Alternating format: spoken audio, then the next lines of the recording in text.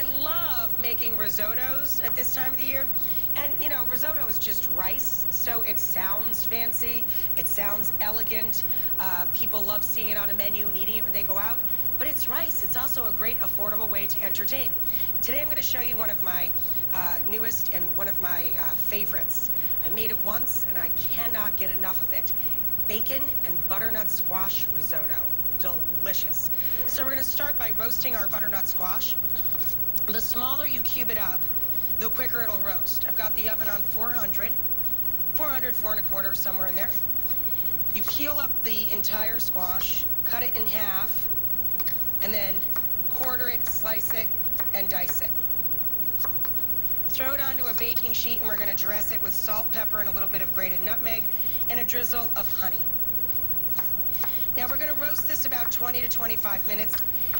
It'll depend on the size of your pieces, how long you're going to roast it.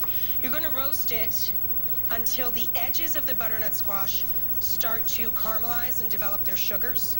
When the edges are a little bit brown and golden, take it out, let it rest for a few minutes, and then we're going to puree half and stir it right into the risotto, and you're going to keep half of it in the cube form to garnish your risotto. Just running my knife through the last bit of our squash. Just a little bit of olive oil to coat.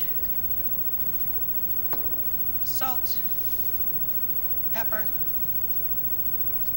nutmeg, drizzle of honey from Mr. Bear. I like squeezing his little belly.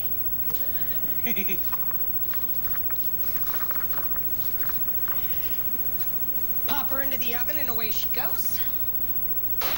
Now, once the risotto is ready and you've pureed it, you're ready to start, once the squash is out of the oven and you're ready to puree it, you're ready to start the rice.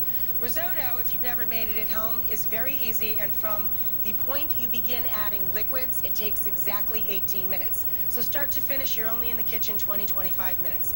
Now, the liquids that you add to risotto, what makes a risotto creamy is beating up the short grain rice and developing its starch. So the liquids that you add to that have to be warm to help facilitate that starchiness. So we're going to take 1 whole quart of chicken stock, and we're going to make this Milanese style. A Milanese risotto has saffron in the stock, and it starts with pancetta. In this case, we're using slab bacon. So to 1 quart of chicken stock, I've got about 2 cups of water, so you have 5 to 6 cups of total liquid. To that, we're going to add a healthy pinch of saffron threads. The saffron will steep in the broth and give its flavor and, of course, its color to our liquids while they're warming. Now, for risotto, you need to start with a rounded bottom pot, again, so you can get into the corner and really develop the starches of the rice as you're stirring. So I'm going to add now 1/4 to 1/3 of a pound of slab-cut bacon. You want it on the sweeter side, not too smoky. Of course, you can substitute pancetta or guanciale pig jowl. I normally make this with pancetta. I didn't have that in the house. I had some slab bacon. And I actually preferred the slightly smoky flavor of the slab bacon with this particular recipe. I'm going to brown this up. I'll meet you guys right back here in a couple.